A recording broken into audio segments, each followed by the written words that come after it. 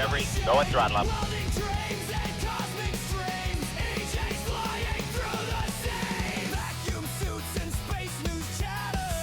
Discovery, go and throttle up.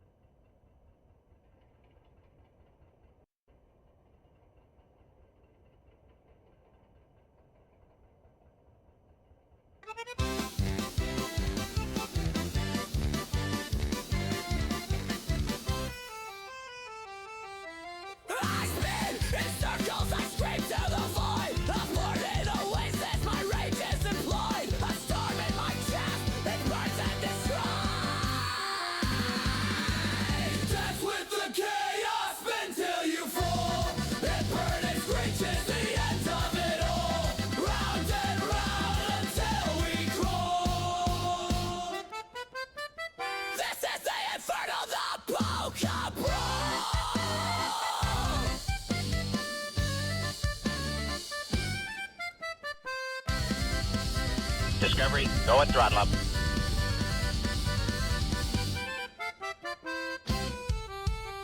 Your lies are balloons, they pop in my face. I'll stop on the floor, leave no empty space. A carnival riot, no room for disgrace. Buttons clicking, hearts are ticking. Bats are flying, skies are splitting. Dance with the chaos.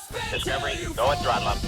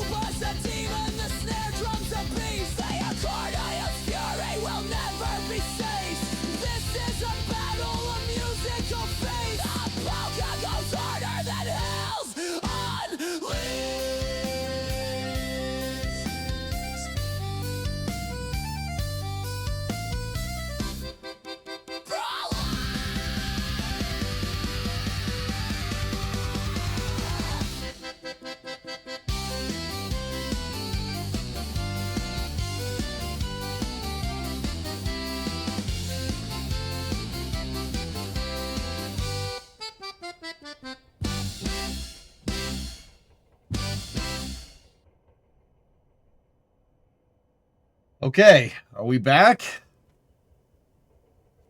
Oh, are we back? Stand by. Coming back? Hello?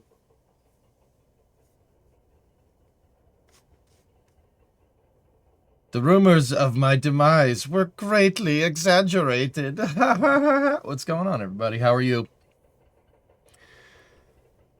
Oh, boy. You have a good Thanksgiving? Have a good week? Good? No? Yes? Maybe? It's been 84 years. So, let's go through the list of resubs that happened there. So, Sun Temple at a 52. Arg Blue at a 70. Discovery, Steve Ree at a 12. Nice. Darth Hand Banana, 124. Nick Nack, 44 months. Oh, God. Discovery, oh, God. go and Oh, God. No, don't.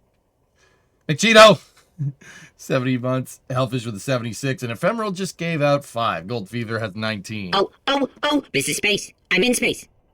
Thank you. Welcome back. Thank you. It's good to be back.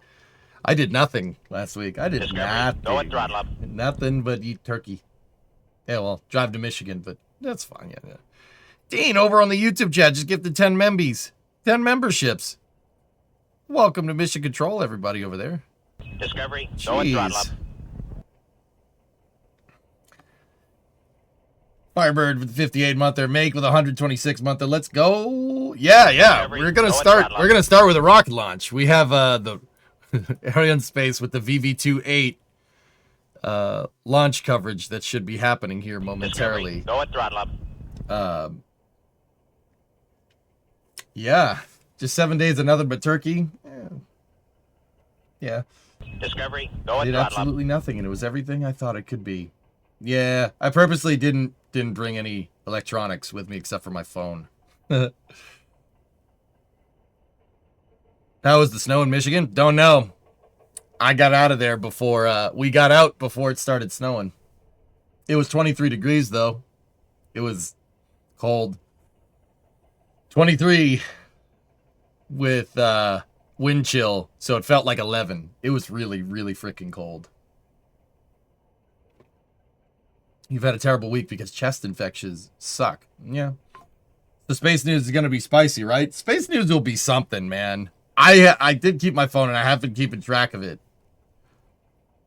Boeing and NASA agreed for Starliner to only fly 4 missions.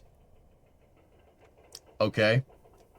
What else happened? We had the EIS for Pad 37 pass, which is great. So SpaceX is going to get Starship pads. Yeah, dude, a lot of good stuff. Arianspace. All right. Here we go. Oh, can't do that. Can't do that. Yep. Can't do that. Soyuz pad prolapse. Dude, what happened? What happened over there? Oh my goodness. There was a Soyuz launch that went out of Baikonur, out of Site 31 at Baikonur, and the pad blew up. Like, hey, good fella, 45 months, stubborn bucket. 36 months, what's going on? We had 30-foot waves on Lake Michigan last week in northern Michigan. No way, Joey, jeez. Dude.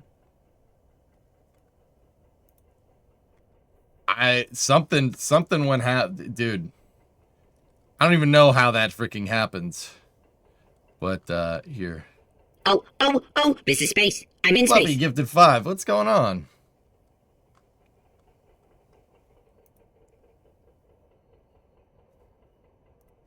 Oh.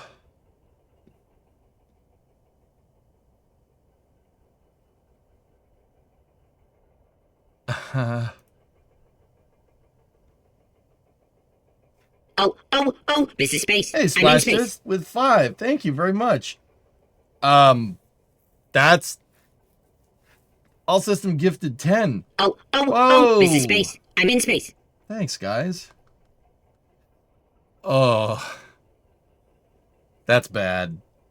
Yeah, that's based on Scott Manley's vid. It seems like they may have either forgotten to put the pins in to lock the platform, or the pins failed and the thrust vacuum sucked it out. Oh. That's the entire like service gantry for to hook the rocket in. Discovery, go Splash Twitch sending love from Texas. Go Vega and happy holidays. Thanks, man.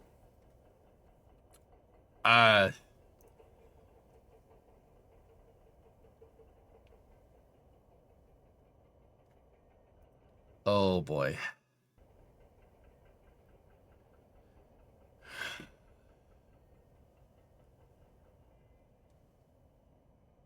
The hot box, 55-month resub. That'll buff out. People are saying 6+ months out of service. That's Discovery, go and throttle up. I hadn't seen the pictures up close until now. That's bad. That's really bad. Hey, PHP, what's going on? 14-month resub. Sidewinder with a 22. They absolutely cannot launch without that, correct? Yeah. So that's the service gantry for hooking up the igniters. Hey, Dean gifted another 5 over there. Thanks, man. How are you today? I'm all right, dude. Discovery, Yeah. go and throttle up.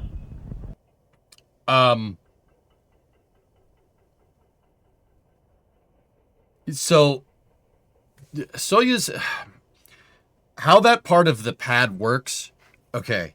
It's been a while. I'm going to have to remember this.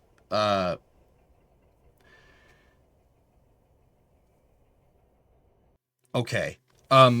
Underneath the pad, the launch deck here. Take a look at it. Take a look at it from this picture. This is a before and after from Katya Pavlichenko. So you see there's a shelf down here. So you have your launch table here, right? And it's a pedestal that's out over the flame trench, right? Down here, right? It's very clear that there are passageways down there. These are emergency egress passageways for anybody that cares. And the train is a servicing vehicle. The train is not there when the rocket launches. The train goes away. So down here, right? It's a shelf. The piece that shot out, that went out this way, this piece here, it actually retracts. It can move back and forth underneath the launch table. It goes this way. I'm pretty sure it's this way. It's on rails. It can actually move back and forth. Now, what is this piece? What is that thing for? What does it do? It's the servicing gantry for Soyuz. Soyuz doesn't have... Yeah, actually, Katya has really good pictures of it.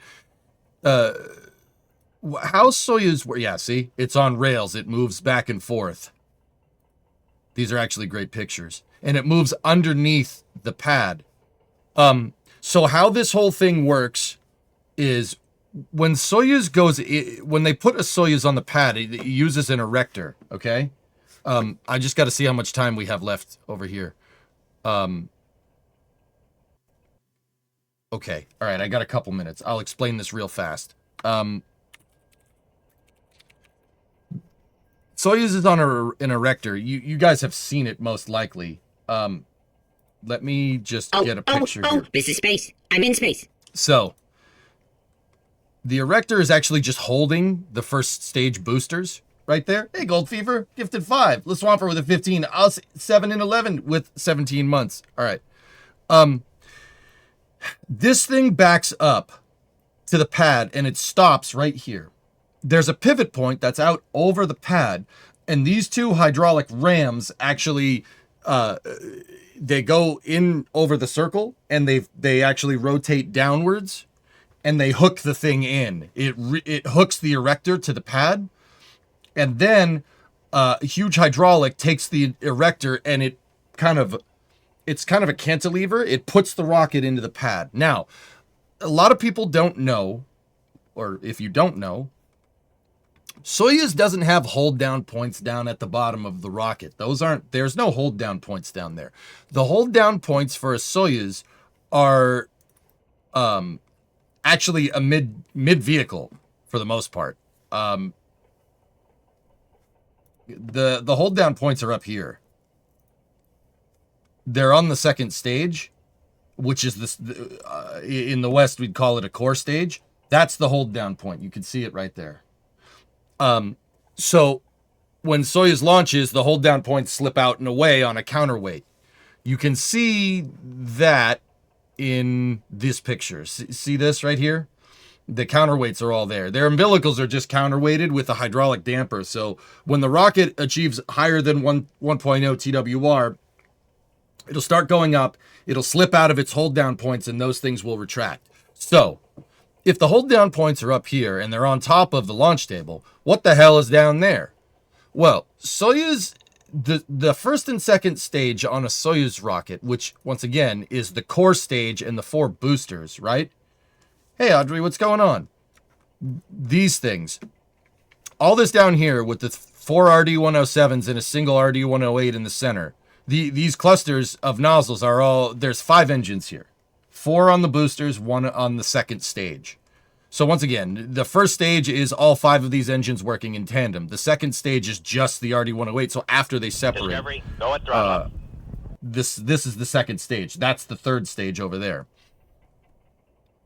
So there's no hold down points down here. There's nothing there. So what is down here? Well, the RD-107 and the RD-108 cannot They cannot start by themselves. The igniter mechanism for the pad is used on 4 arms that are down in the launch table. And the 4 arms will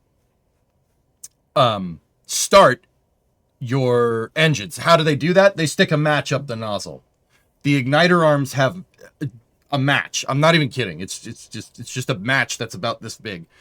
They strike the match, and basically a siphon effect starts the pump. It's really, really simple. Real simple. It's like if you guys have ever seen like a science experiment where they have a glass bottle and it's full of like methane, and they throw a match in it and the flames kind of go up and then it goes that. Actually that, but with rocket engines. It's just a match. You stick a match. How are you going to start the engine? Stick match up nozzle. Okay. So this service gantry is for those. Yeah. In these pictures that Katya posted here, these are the service gantries for the igniter arms. And it's all on a slide that can move back and forth underneath the launch table. And that's what that big old honking structure is down here. Like if you look at the whole table, it's nice and thick. That servicing gantry's down there. Now, I have no clue why that thing would eject itself out the pad, but that's exactly what it looks like. It looks like it just rolled right out and fell. That's not going to be cheap to fix.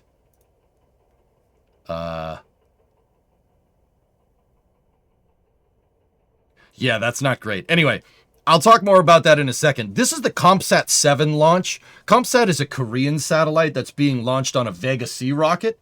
The VEGA-C rocket is launching from Kourou, French Guiana. It's launching from...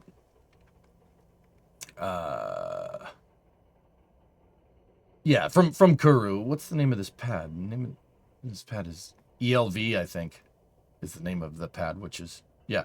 It's from the Guiana Space Center in French Guiana. The Vega is a 4-stage medium-duty launch vehicle.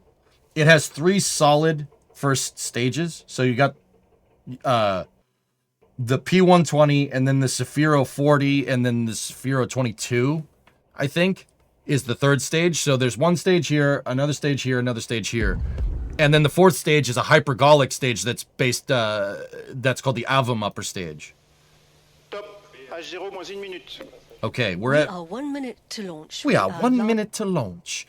Yeah, VEGA-C is a medium-duty launch vehicle, and it's launching Kompsat-7 for Korea. This is the Korean Aerospace Research Institution in KASA, which is the Korean Aeronautics and Space Administration. Okay. Let's start ourselves up with a rocket launch here. 35 seconds out. Sick shirt. Thank you for me. Hoonigan gave it to me. I didn't buy this. They gave it to me. Because I have one of their trucks. Alright, 20 seconds. À tous de DDO. Attention pour le décompte final. It's possible, Dean. Yeah, well, we can talk more about what's going on with Soyuz in a moment. 10 seconds. 9, 8, 7, 6, 5, 4, 3, 2, 1. Boom! Allumage P120, décollage. There she goes! P120C ignition and VEGA-C is gone, baby, gone.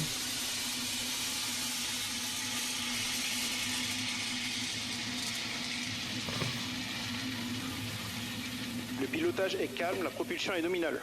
Propulsion is good. 20 seconds in, everything looks right here. Now, interesting thing, the first stage of Vega, it's a VEGA-C, is a P120C. That's actually the attachable solid rocket motor for Arianspace. Acquisition de la télémesure par la station de Saint-Jean-du-Maroni. No, Wolfie, it goes. It goes. Solids go hard. VEGA-C and Kompsat-7 Propulsion is good, 50 seconds in. their journey. VEGA-C pushing itself against the gravity of our planet into the equatorial skies over the Guiana Space Center. We are heading out north. You got pitch over and roll the right now, Atlantic. Goalie, and that's pretty Look much at it. that. Beautiful clear skies here with some fluffy La clouds. trajectoire est nominale. What's the fuel on He's Ariane? telling us On Ariane 6? everything is going according. On Ariane 6, it has solid rocket attachable boosters in either 2 or 4. And then the core stage for Ariane 6 is hydrogen and oxygen. And same with the second stage. A lot of power, and the launcher needs that power to tear itself from away from Earth. Indeed, and that's the job of the first 3 stages, to tear us away from gravity, which is Le pilotage pulling est us calme, back la down. propulsion est nominale. Everything's going well. Propulsion he's is telling good. us. And right now we are burning, that's the engine that you can see is actually the P20 engine. It's the engine on the first stage. It's very powerful, isn't it? Yes, no. P120. No, so it's a P120, not a P20. very powerful first stage, thrust at liftoff of 4,300 kilonewton. It's delivering the punch of approximately 440 tons of force, so that's a lot of energy packed into a single solid rocket motor. Solid rocket motor. Fantastic images there of the P120 There you burning. go, Katie. The next event will Le be pilotage est these calme, la propulsion est You nominale. like it, Ewok? switching off of that pretty engine. good, right? That's coming up in a pretty few good. seconds' time. Okay, And we can see staging. it there. Séparation du P120. And we have Should confirmation get ignition from on the range Zephyr 40 operations here. manager À that l'image the du Z40, la propulsion est One- nominale. P20 has Good. been separated, and we've switched on the engine of I don't know, the Redbeard, maybe. Z40. Everything is going well, so we don't need that anymore, so we can Le pilotage est jettison calme, it, tous les paramètres à bord sont normaux. Everything's good. and we are shedding weight. We are now burning the Z40, the second stage, Vincent. Yes, the second stage called Zefiro 40, enfin, Z for Zefiro, Z40, Italian, yes, for a type of wind. You can see on the left-hand side are the events that will be coming up during the launch, and the blue line, if you Le like, at the pilotage est bottom calme, la propulsion est nominale.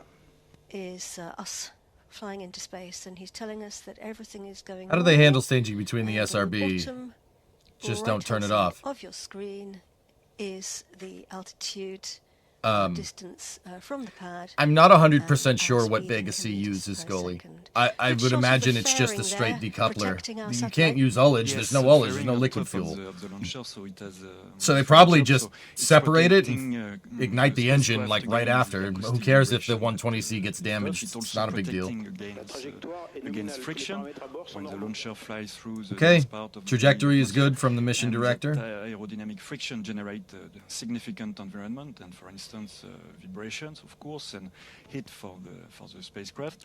And once we exceed the atmosphere, this aerodynamic Propulsion load is good. reduce, so we can jettison the fairing. And the principle is to avoid dragging mass Okay. that is no longer. So useful you're gonna for get- the mission. Indeed, that's You're the going to name get a of the quick game, sequence of events here. The to Zefiro 40 jettison will every separate. section of the rocket as we Okay, be fly. quiet. The Zefiro 40 will separate, and then they'll immediately ignite the Z9, the Zefiro 9, which is the third stage. And then after that, you'll get fairing separation, or séparation la coiffe. There's separation. She's coasting for a second. Zefiro 9 ignition. Allumage du Z9. Tous les paramètres à bord sont normaux. Séparation la And coiffe. we've switched the engine on the Z9. Everything's going normally. Séparation coiffe. And we have separated the normal. fairing. You can see it there on the animation falling away in. So it looks like on this launch, they're getting a slight, they have a slight anti-normal burn. So it's kind of drifting a little bit. That's to get it to the right orbit. Trajectory is on. Trajectory's on. They're Yeah, the satellite for the first time on top of that. the Yeah. This everything looks fine here. on the adapter with a specific metallic belt called the clamp band. Yes. And quickly, just to explain here on the top right-hand side of your screen, you can see the Yes. green line is the trajectory. Yes, the trajectory. So in green. Hello. This and in the yellow curve give us a real-time trajectory, so we can see that we are perfectly on track, in line with the prediction, and the cross is the real-time position of the launcher. We've started VEGA-C something is that a we call medium-duty rocket, orbit Hugo, optimized somewhat analogous to guidance Antares. attitude. What's that? Yes, Antares, Firefly the Alpha. computer continually recalculates its Yeah, position it's somewhere process around there. to make sure It's a pretty good, that, it's a pretty good it's little on the vehicle, right course. considering it's made out of And, basically if spare it parts. deviates, it corrects its position and comes back to the planned trajectory. So this is clever. So the magic number we're looking for here is 7,600. Anything above that's good at this altitude. A couple. Looking here at these CGI. We got about a minute here until Z9 flame out and separation, and then you'll get the radial inburn to control apogee here. Basically what they're doing with this is turning the booster down a little bit, and if your trajectory is going this way and you kind of nose down a little ways, you're going to be able to more completely control your apogee. This is because you're burning out of vector, out of prograde vector here. This is basically the equivalent of imparting a cosine thrust loss on an SRB. What that basically will do is allow your apogee, the highest point in your orbit, to kind of stay relatively you don't want it to, if you keep accelerating, it'll exponentially get higher. You don't want it to get higher, you want it to stay about the same.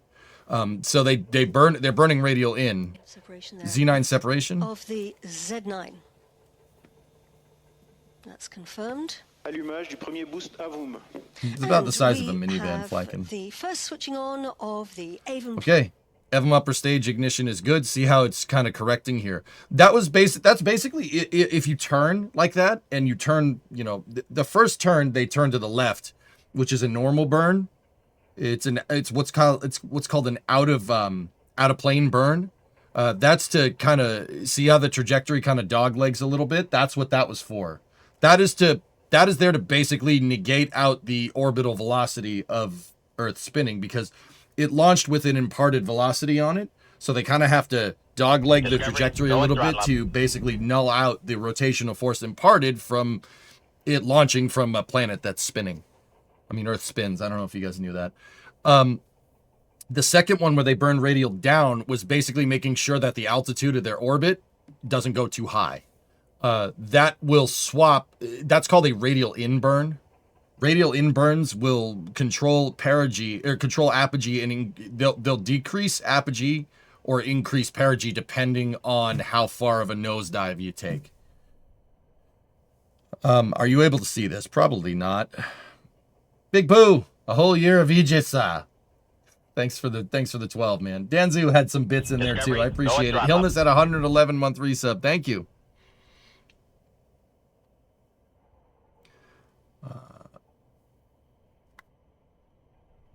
Yeah, see, the AVM is not nearly as powerful as even the C9, so you're going to see speed go up very slow. Once again, the magic number that we're looking for here is about 7.6. If this is going to some type of sun synchronous orbit, it might be a little bit above that, like 7.62 millimeter. Maybe. Not millimeter, it's kilometers a second. But it's all metric to me. That's the orbit where But yeah, those slews that the thing did, that's on purpose. That's basically a way of modulating the thrust on the SRB, because if you're not burning in the direction that you're going, only some of the rocket's exhaust velocity is going to push you in the direction that you're going. Sun synchronous orbit. That is a special type of orbit. Yeah, they're in an Discovery, go and throttle SSO. up. This satellite's going to a sun synchronous orbit, which is, they just said it on the cast. I just heard it. This type of rocket, so the final orbit is probably going to be about 550 by 550 kilometers, 97 degrees inclined. So it's a slightly retrograde orbit, which does explain the slew. The slew is not just there to correct to take into account the orbital spinning correction.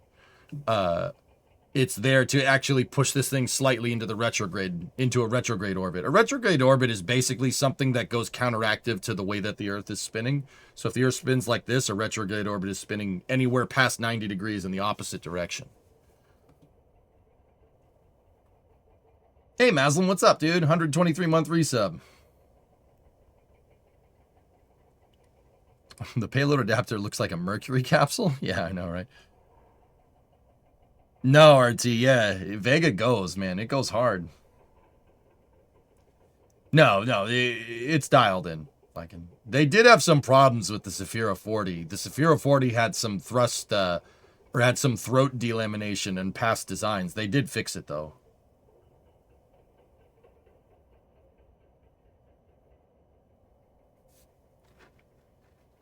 And it allows us to track the flight in real time. Indeed, Yeah, you this can see probably there is too that's the far Gatineau east tracking for me to station. see. That's in Canada. And the tracking stations actually send...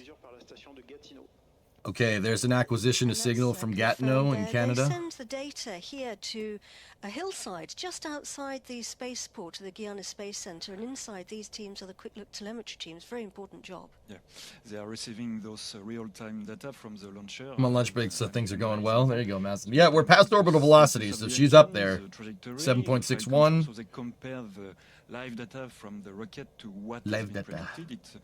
This allows them to continuously 7.62. analyze the launcher behavior and confirm that it is as expected.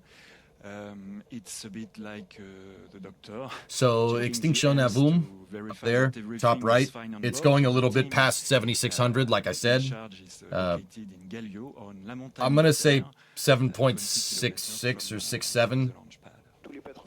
somewhere in there. Right there. The mountain of the fathers. Hey, Perky. Discovery, Sorry go about at throttle up. that. 90-month resub. Actually, it's very beautiful. So those teams in the quick. I'm French. I'm honestly pretty sure they amplified that French they accent. are actually Oui, on monsieur. an internal comms loop, and they're passing the information to the Bolek, radio 15-month Discovery, resub. go Thank you at very You much. can see him there, and he then announces confirmation of all those major events to everybody here at the spaceport, because as you can imagine, it's a big place. So everyone across the range is listening in to his announcements. It actually might be 7,700. It's going to go a little bit further because we're sun synchronous, so it's 500 by 550 by 550, give or take. So that's why I knew it was going to go a little bit past orbital velocity. Actually, the stations, they're not actually seeing the rocket, are they? Because obviously it's deep. Favorite deep drone, in space, drone you ship? can't see it Short with fall your own eyes. gravitas. But they are sensing it, right? Yes, Katie. When we talk about the visibility of a rocket, It is we in the are job talking description. about how You the ground must space have a very big accent. This is where we launch the rocket. The rocket is firing the emblem up a stage right now. Can you explain how you are in sun synchronous orbit but also in a polar orbit? So Kevin, a sun synchronous orbit is actually 97 degrees inclined. It could be 97 through like 100 degrees inclined. That's not exactly a polar orbit. That's actually past polar. A polar orbit would be around 90, like 89, 90, 91. That's basically polar. Anything past 90 degrees inclination is going to be what's called a retrograde orbit. That's where sun synchronous is. So why are these orbits, why put it here? What is sun synchronous? What does that mean? So the Earth, if you understand the Earth is kind of an oblate spheroid, right? It's not perfectly round. It's kind of like a giant spinning jello mold, I guess. It's kind of just wobbling, and we're floating basically on the cooled crust of a gigantic iron and nickel jello mold, right? No, this is pertinent. Listen, right? The Earth's kind of churning and bubbling. The center of gravity basically is not really in the geometric center of the Earth. So like if we, went North Pole, South Pole, geometric north, geometric south, and met right in the center, your center of gravity is not going to be exactly aligned to that. It's kind of shifts, kind of moves around a little bit. And because of that, Earth kind of weeble wobbles. It's just a big floating iron and nickel jello mold hurling through space at like 66,000 miles an hour. Pretty cool, right? Now, because of this, because Earth's geometric center and its center of gravity is kind of offset, it wants to wiggle around. That produces what's called a gravitational perturbation for spacecraft flying around flying around the planet. Now, keep in mind, this doesn't affect like planes or anything. Planes aren't going fast enough for this to really make a difference. But spacecraft, though, get affected by that, what basically a non-uniform gravitational pull. So it's not enough for us to notice. Like if I'm in France and I dropped a baseball, like first of all, the French would be like, what the heck is that? I do not know what that is. What is this? We do not play baseball here. What is baseball? And I'd be like, don't worry about it, man. It's freedom ball, all right? If I dropped a baseball like next to the Eiffel Tower and then I went, flew to New York and dropped the baseball there in Yankee Stadium, right? It's there. You're not going to notice the difference too much. But there is a slight difference, just depending on where you are. It's mostly around 9.8 meters a second per second, 32 feet per second, but it does vary. That little tiny variation is caused by that non-uniform gravitational pull. And that little tiny variation can be used to perturb an orbit. So at 97 degrees inclined at about 500 kilometers, somebody that's way smarter than me a little while ago figured out that slight perturbing force can put you into a resonant orbit that has your satellite's orbit synchronized with the sun. Meaning that the orbit moves a little bit every time the satellite goes around. It's moved by Earth's non-uniform gravitational pull. That perturbing force is called precession, and that precession can actually move a satellite in orbit around. That makes it so basically the satellite flies over the same spot at the same time every day. Synchronous to the sun, synchronous to morning. I mean, you could have a sun synchronous orbit that's synchronous to nighttime, but that's a little weird. These types of orbits are basically used for satellites that need to look down at things. And generally, if you have an Earth observation satellite here, the have them flamed out.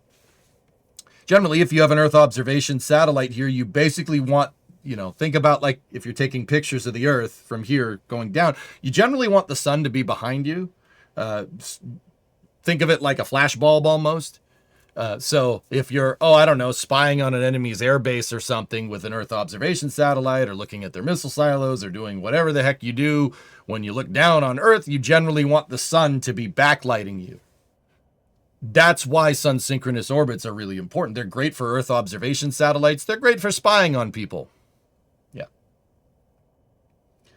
7.78. Yeah, okay.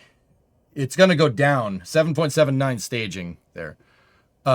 So what's the difference between this and a polar orbit? Well, a polar orbit basically stays at 90 degrees and it can just kind of stay there. But if you just perturb that polar orbit just a little bit and put it at like 97, you'll use precession to basically fly over the same spot at the same time every day. It's just, sun resonant orbit, or sun synchronous is what everybody calls it.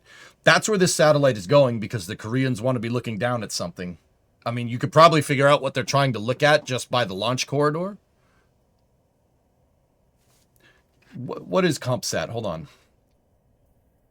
Is a lightweight Earth observation satellite developed by the Korean Aerospace Research Institute. It's the follow-up of Kompsat-3A. It is being developed with the goal of providing high-resolution satellite image to satisfy national needs. It's a South Korean spy satellite. Okay, cool. There you go.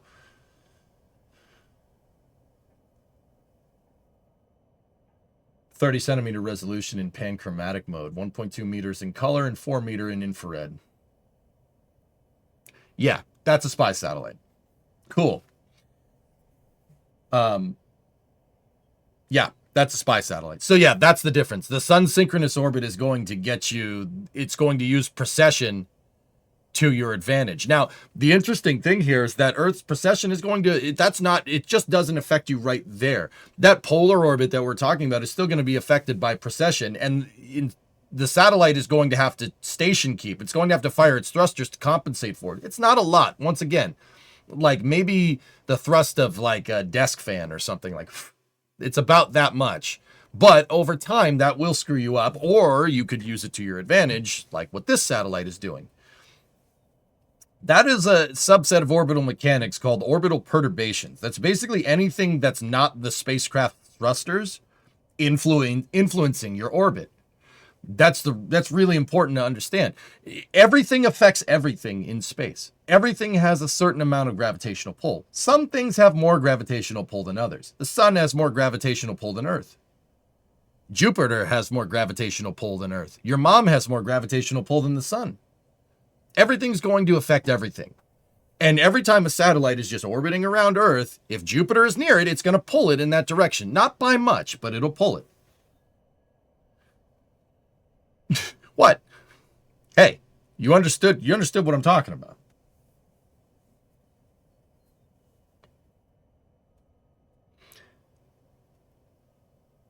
I love how the governments use fancy words to disguise the purpose of their top secret military project. It is an Earth observation satellite into sun synchronous. They're spying on North Korea. That's most likely what's going on. Like, I'm not one to presume, but that's probably what's happening here. And probably China too by proxy if I had to guess, but whatever. Alexis, hey, 85-month resub. Merci beaucoup, monsieur.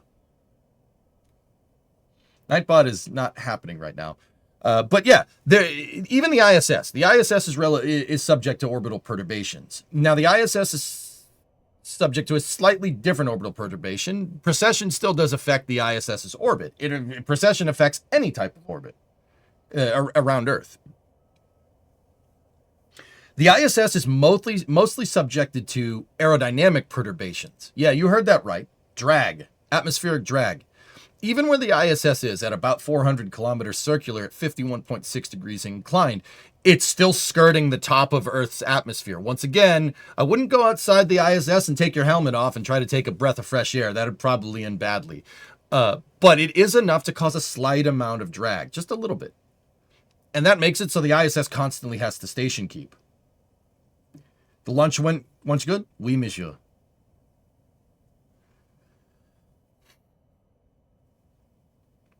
So, yeah, everything affects everything up there. Every planet, like, even when we're closer, like, you know, if the Earth, you know, you have the sun right here at the center and Earth's out here doing its thing, Jupiter will sometimes get closer to the Earth than, you know, if it was on the other side of the sun or something. Yeah, you got to take that into account. Spacecraft need to constantly correct. They need to constantly correct. It's like if you had a buoy floating in the middle of the ocean, right in the like dead center of the Atlantic Ocean. If it's just floating there, if you let it go, it's just going to find its way to, it'll find its way to like the east coast of the US because of just how the currents work, right?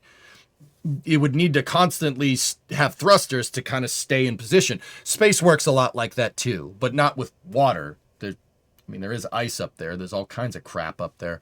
But it's with gravitational pull instead of currents.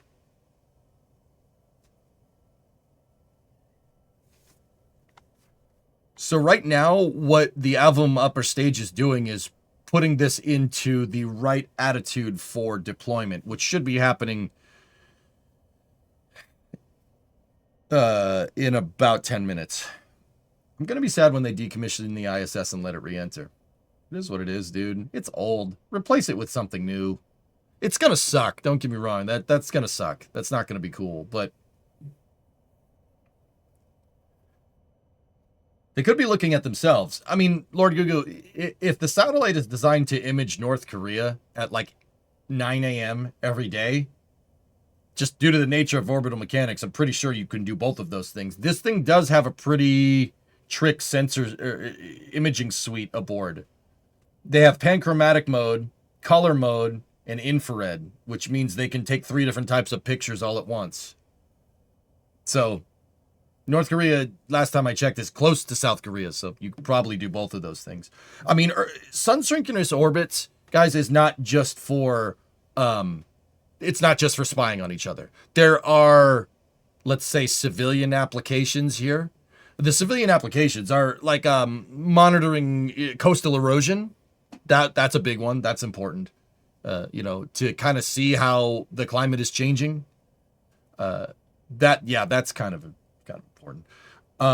They're used to monitor like forestation or deforestation. You can see if, you know, oh, these trees are growing up in those mountains that I don't feel like going up there and checking, right?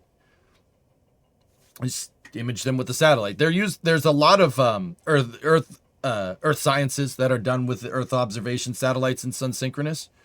I do believe that the Sentinel satellite that SpaceX launched, I think it was, I have to look. It was 2 weeks ago.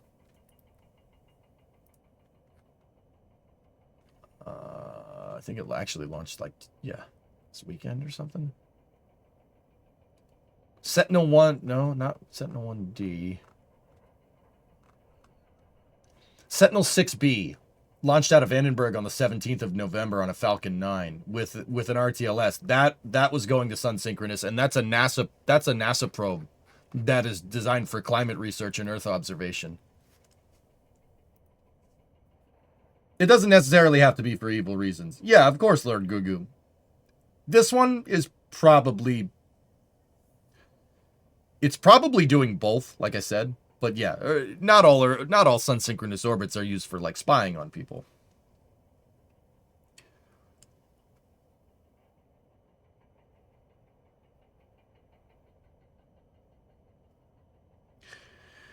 Do you know how the verniers on Delta II work to control the roll? Can they gimbal or are they installed off center? I don't know.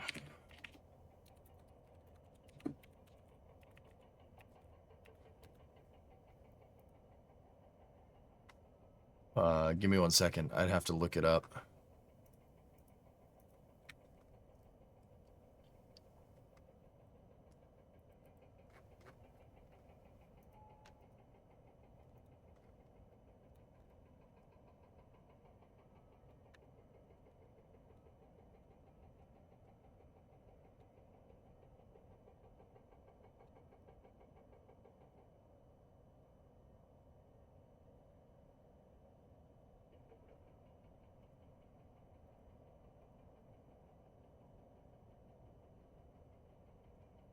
Okay.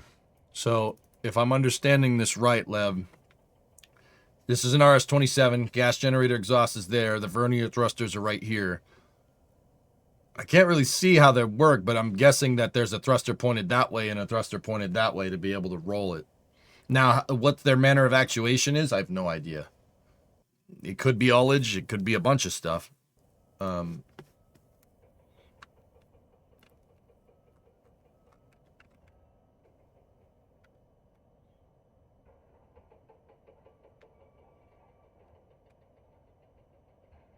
Discovery, go at throttle up.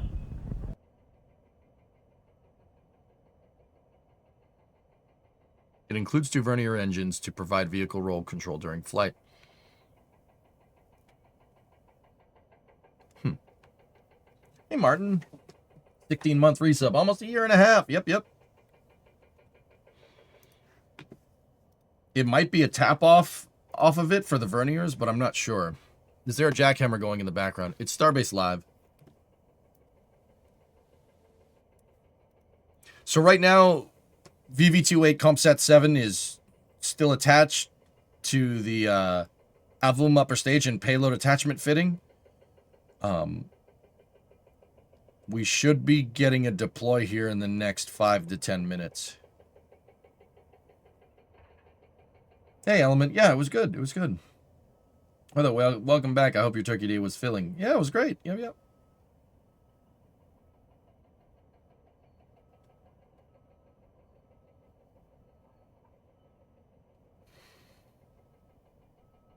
Hey, Sad, what's going on?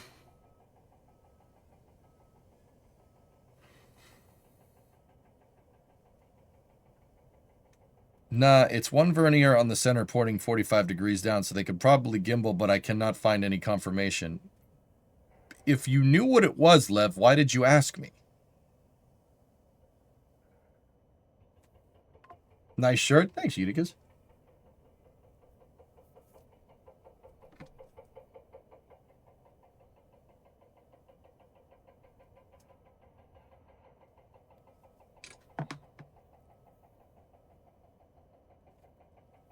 Fluffy, you could send me a DM if you want.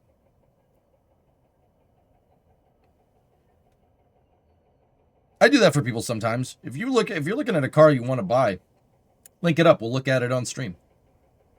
I'll show you exactly what to look for. I know most vehicles at this point.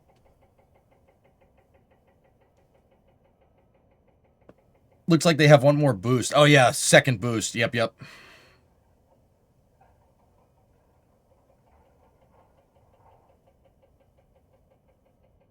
I can't find any word about it. They just say they have them. Yeah.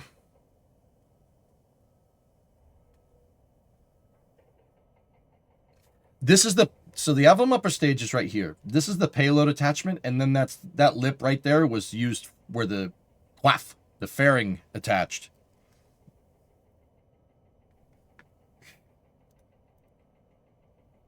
And then you have your payload attachment fitting here, and then you have your decoupler right there, and then this is the satellite here. Have you seen the Age of Disclosure document? No, I don't know what that is.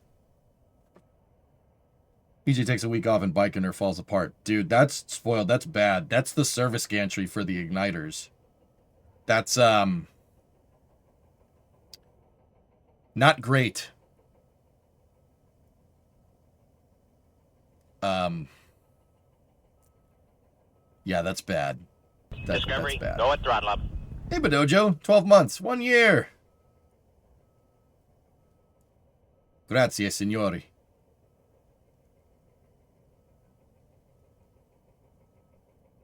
Why is it so large, New Glenn? It's so large so it fits in the fairing correctly. I know it looks kind of goofy. It looks like there's...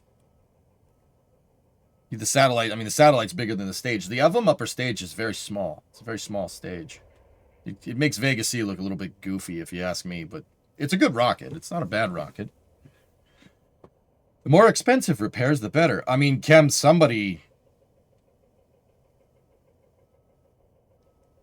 Someone messed up. That thing, dude, that thing weighs... It's got to weigh at least 20, 30 tons. How does that thing roll off the side of the pad? There's no way that did that from, like, maintenance, like deferred maintenance. There's no way.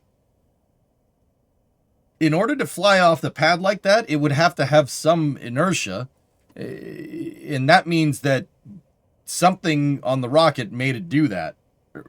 Are the rails still intact? I have no idea. It's definitely strange.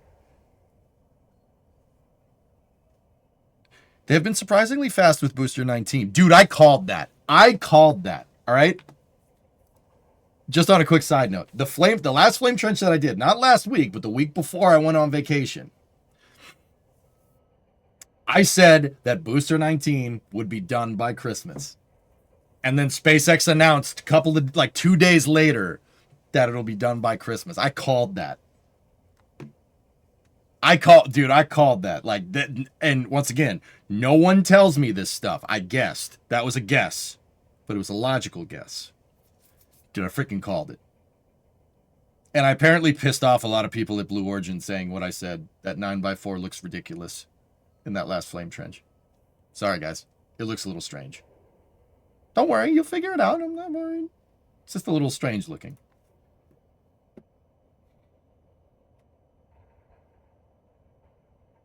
I thought for sure they were going to try to reuse the top half of the booster in the transfer tube. I wouldn't X-Wing. There's no need to do that. You have an assembly line, dude. Any chance of possibility of sabotage? I highly doubt it. This is most likely budget cuts at Roscosmos because they're trying to fund other endeavors, let's say. They're fighting a war. They probably wipe their tail with Roscosmos' budget, if I had to guess. But I know talking about that ongoing war between Russia and Ukraine is going to have all the wackos come out. So we all know war is not great. And that is the reason why I think they're screwing with why the pad broke. And let's just leave it at that. I don't want to talk about that.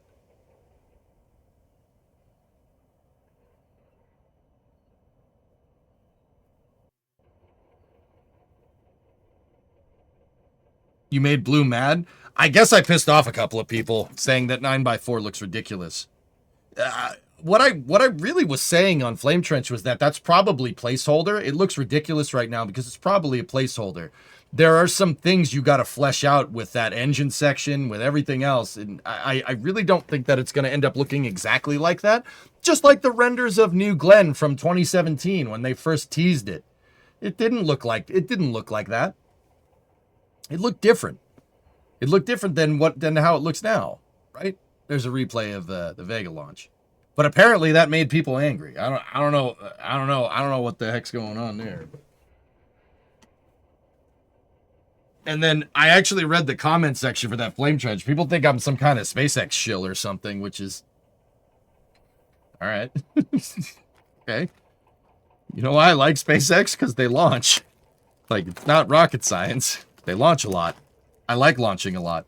If Blue launches a lot, I will like them as well. Pics of what, Vasya? How many different renders of Starship have we seen? Yeah, exactly. Renee, that's what I was suggesting. Some people took that the wrong way, though. I don't know, man. I don't know what that's about.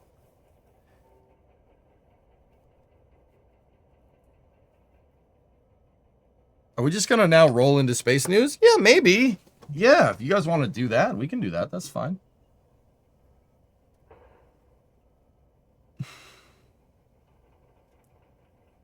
To be fair, the whole Flame Trench is a SpaceX Gargle Fest. You think so, Pogo? Oh, it's... Vasya, you want to look up New Glenn 9x4. 9x4. It's not a bad rocket. Super capable. 70 metric tons to low Earth orbit and 20 tons translunar injection. Pretty good little vehicle. It's not little. It's big. It's a big one.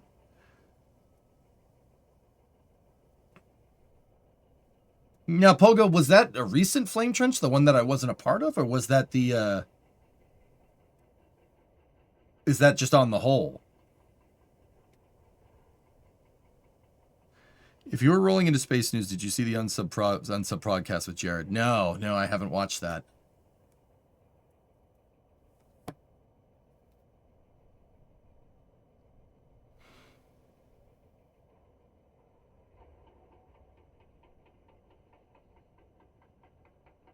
Orang. Can't play it because they have music going in the background, but we should get a relight here on the Ovum upper stage here in a moment.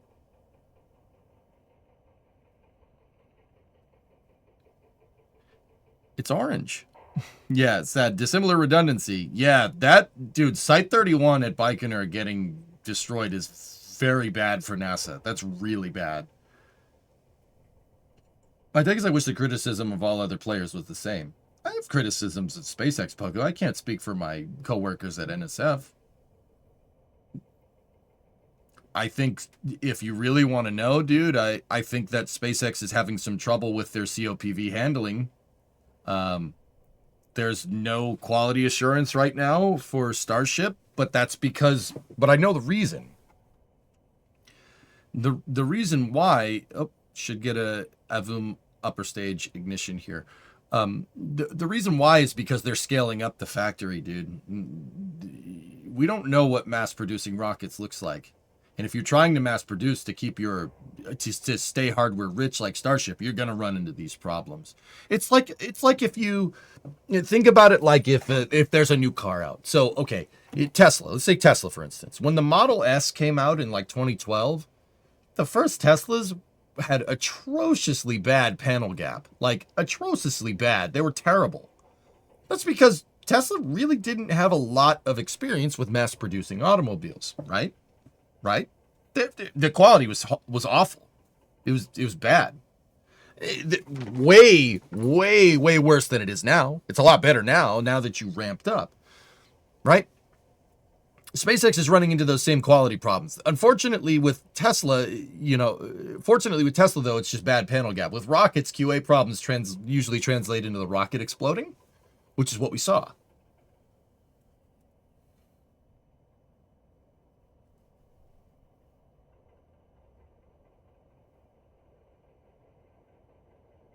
People hate on Blue, but Blue has a one-up on SpaceX. They have a lander that's ready for the moon that's going to fly next year to the moon.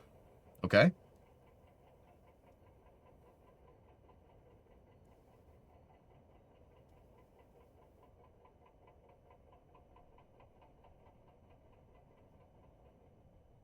No, I got you, Pogo. Yeah, no. SpaceX isn't without their criticisms. They really need to get those QA problems figured out. Booster 18 popped because someone mishandled a COPV. I'm pretty dang sure.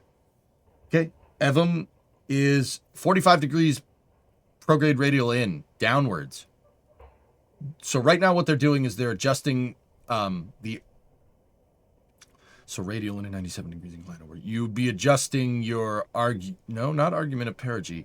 Right angle of ascension of ascending node is what they would be changing here. They're doing some slight changing to the orbit by tilting the thing down. That's probably to get it into its final orbit here. And we should see a flame out of the EVM upper stage here. SpaceX never went down the single launch lander route, so of course Blue Origin is ahead of that. Yeah.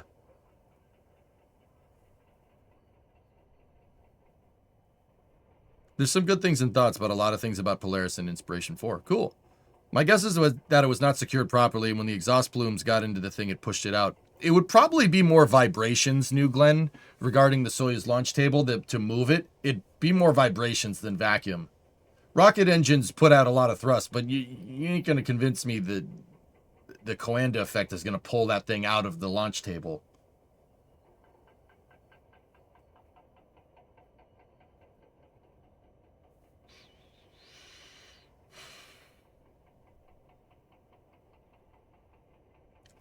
Okay. To do that, the upper stage will be performing a set of maneuvers. Okay. There is the shutoff of the EVM. 577 kilometers, 7.65 kilometers a second. Huh. Yeah, that's right. That's right. Just needed to do it in my head real quick.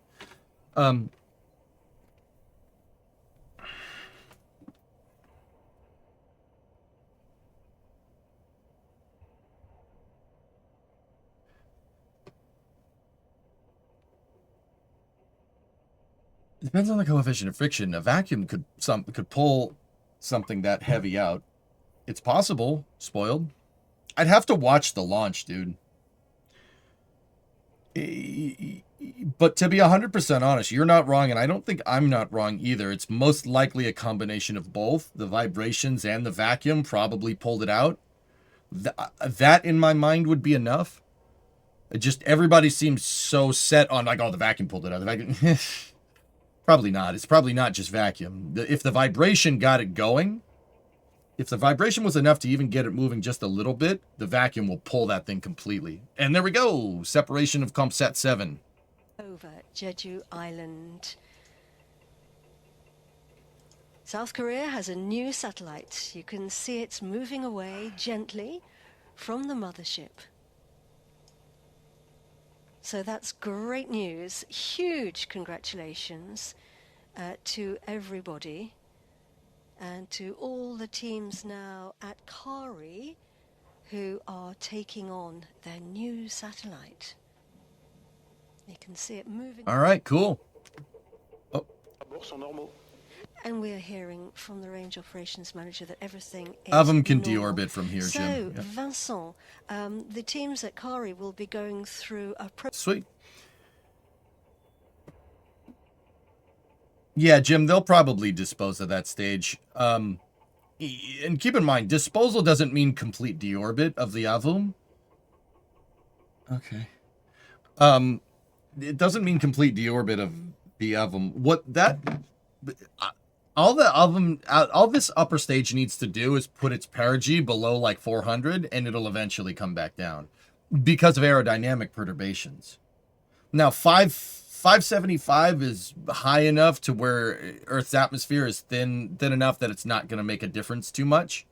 But if they just dip this thing down, do like maybe a 3 or 4 second burn with the EVM here at this point, it's probably enough to get it to at least re-enter. Aero brake and re-enter. The Kompsat-7 teams. Yes, they can relax a little bit now. That's right. For some, the job is now finished as the satellite is separated, but for others, it is just beginning for the teams at Kari. And of course, the And the Koreans teams look pretty here proud there. at the spaceport also going to go through now the process of deorbiting the upper stage. Looking here at some smiling faces amongst the customers. And we're hoping that we will be able to speak with Caroline Arnoux, who is the head of the Ariane and Vega business unit at Arianspace. Caroline, this is... Yeah, I'm good. Yeah, we don't need to do that. we don't need to do that.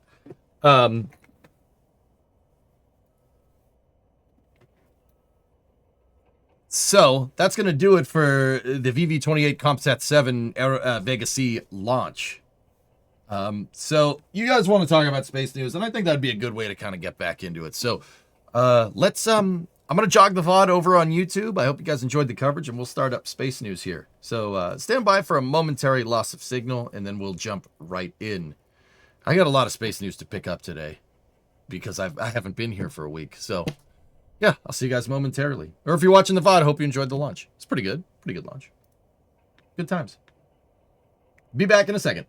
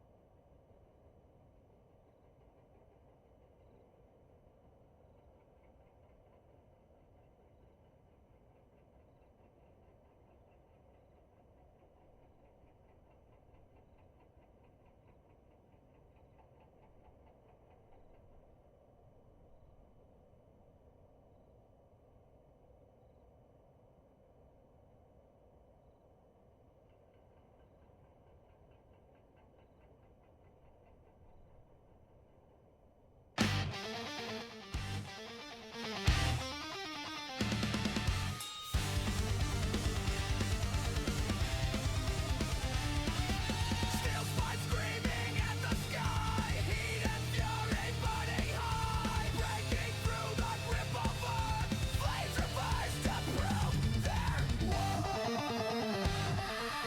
Ultrasonic retro-propulsion, firefights fire in the skies, combustion through plasma storms and blackout seas, gravity change, snap with